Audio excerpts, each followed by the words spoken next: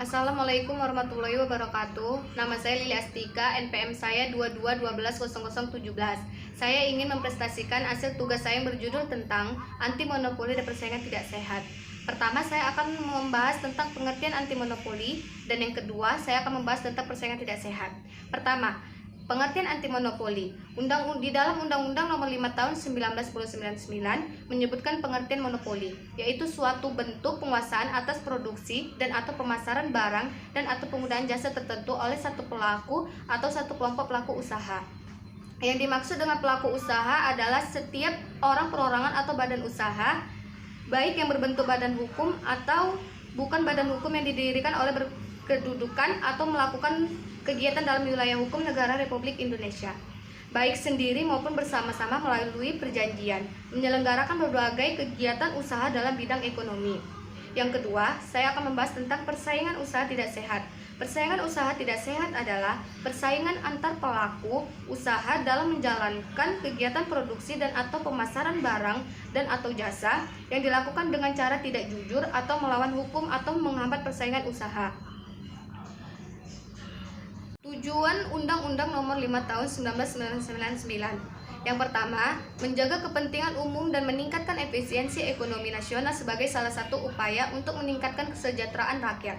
Yang kedua, mewujudkan iklim usaha yang kondusif melalui pengaturan persaingan usaha yang sehat sehingga menjamin adanya kepastian kesempatan berusaha yang sama bagi pelaku usaha besar, menengah, dan kecil. Yang ketiga, mencegah praktik monopoli dan persaingan usaha tidak sehat yang ditimbulkan oleh pelaku usaha. Yang keempat, menciptakan efektivitas dan efisiensi dalam kegiatan usaha. Kegiatan yang dilarang dalam monopoli. Yang pertama, monopoli. Kedua, monopsoni. Ketiga, penguasaan pasar. Keempat, persengkongkolan. Kelima, posisi dominan. Keenam, jabatan rangkap. Ketujuh, pemilikan saham. Kelapan, penggabungan, peleburan, dan pengambilalihan. Perjanjian yang dilarang dalam monopoli dan persaingan tidak sehat. Yang pertama, oligopoli. Oligopoli merupakan keadaan pasar dengan produsen dan pembeli barang berjumlah sedikit sehingga dapat mempengaruhi pasar. Maka, pelaku usaha dilarang membuat perjanjian dengan pelaku usaha dengan secara bersama-sama melakukan penguasaan produksi dan atau pemasaran barang atau jasa. Yang kedua, penetapan harga. Dalam rangkaian penetralisasi pasar, pelaku usaha dilarang membuat perjanjian antara lain.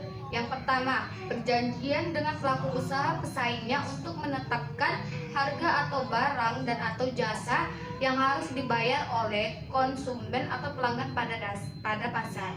Yang ketiga, pembagian wilayah. Pelaku usaha dilarang membuat perjanjian dengan pelaku usaha pesaingnya yang bertujuan untuk membagi wilayah pemasaran atau alokasi pasar terhadap barang atau jasa. 4. Pemboikotan. Pelaku usaha dilarang membuat perjanjian dengan pelaku usaha pesaingnya yang dapat menghalangi pelaku usaha lain untuk melakukan usaha yang sama, baik untuk tujuan pasar dalam negeri maupun pasar luar negeri. Pelaku usaha dilarang membuat perjanjian dengan pelaku usaha pesaingnya untuk menolak menjual setiap barang atau jasa dari pelaku usaha lain. Yang kelima, kartel. Pelaku usaha dilarang membuat perjanjian dengan pelaku usaha pesaingnya yang bermaksud untuk mempengaruhi harga dengan mengatur produksi dan atau pemasaran suatu barang dan atau jasa yang dapat mengakibatkan terjadinya praktek monopoli dan atau persaingan usaha tidak sehat.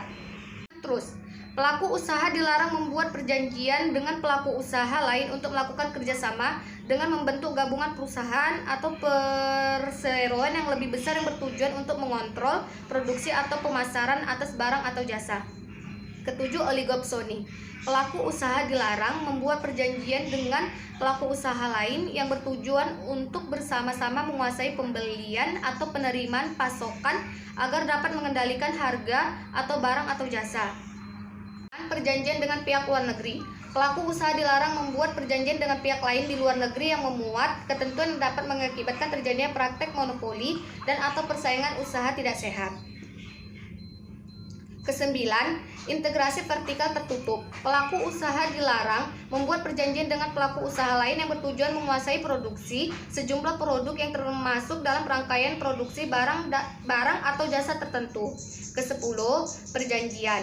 Pelaku usaha dilarang membuat perjanjian dengan pelaku usaha lain yang memuat persyaratan bahwa pihak yang menerima barang atau jasanya akan memasok atau tidak memasok kembali barang atau jasa tersebut kepada pihak atau tempat tertentu.